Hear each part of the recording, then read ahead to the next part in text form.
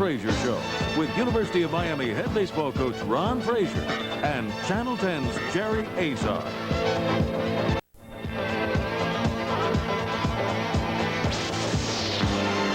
The Ron Frazier Show with University of Miami head baseball coach Ron Frazier and Channel 10's Jerry Azar.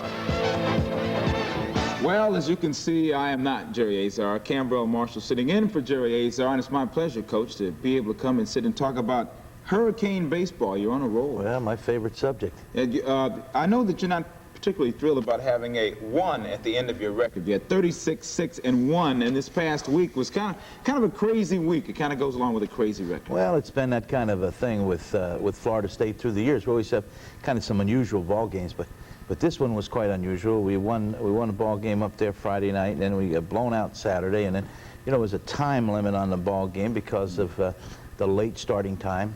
I thought we were going to start at 1. We ended up starting at 2, and I guess that was because of television, and we had to get out of there. You know, no innings start after 5 o'clock. That means the game is over by 5:30, and you have an hour and a half to get 35 or 40 people to the airport with luggage.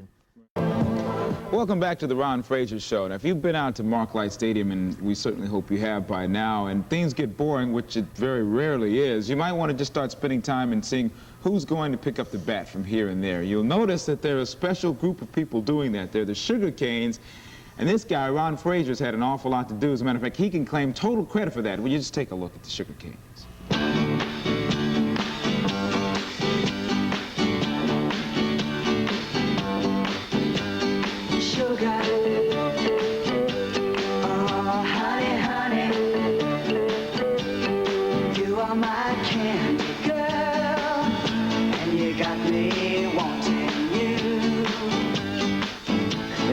When I first started the Bat Girls, we called them in those days, in 1968, it was sort of a gimmick that I tried to. We didn't have any lights out here, and it was hard to bring people in, and I thought, well, if we get some of the most beautiful co-eds on campus and come out here and help us chase balls and hang up the score and the old scoreboard, that maybe we'd get a little interest and get more people out here. And it turned out to be a great thing. They turned out to be a great help to the program.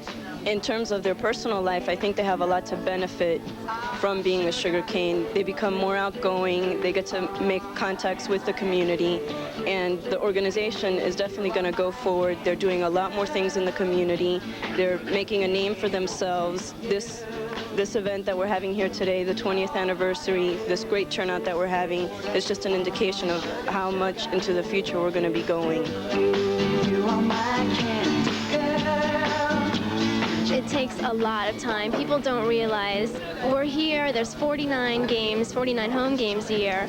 Plus we travel with the team. We are involved with the March of Dimes, with the American Cancer Society. And it takes a lot of time. And people, especially the officers, put in so much time. It's just a lot of work, but it is a lot of fun. Years ago, when a ball would go, foul ball would go in the stands, and our manager would go in there, he'd come back there with the ball sometimes he didn't. Sometimes he'd come back with a black eye. But when the young ladies would go up and ask for the ball, they always brought the ball back, and they became a real integral part of our program.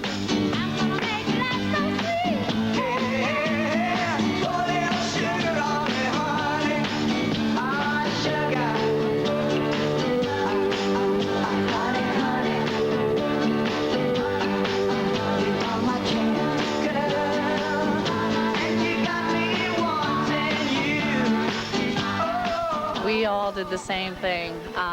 We used to sell things, the shirts and everything, and then when we were on the field, we ran after the balls and picked up the bats, and it was fun. It was a lot of, if you enjoy baseball, being a girl, this is as close as being on the field as you could get. And I'm a sports fanatic. I love baseball as well as football, and it was fun. Well, being a Sugarcane is more than being a bat girl. It's spending time in the community, and that's what I think is what Sugarcanes is all about. It's representing the University of Miami we've worked with March of Dimes. We've also worked with American Cancer Society, and even last week we went to see some children at the Wayside Children's Home. It was a great experience. So it's more than just supporting the team, it's supporting the community as well.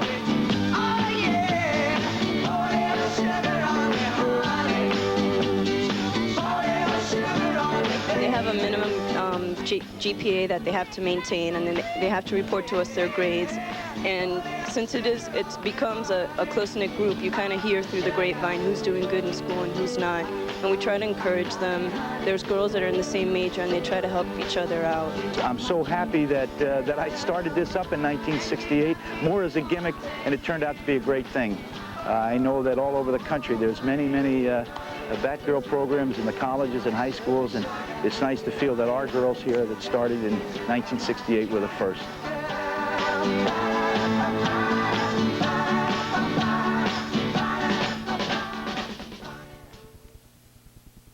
Sitting here watching you coach, you look like a proud papa watching the years go past there. You did some crazy things back in those days. Just got some memories, some flashbacks of some of the wild things that I did. But Sugarcanes was really, when we called them Batgirls in those days, that was really something that I never really took very serious. I just thought that it might be a gimmick to draw a little attention to the program.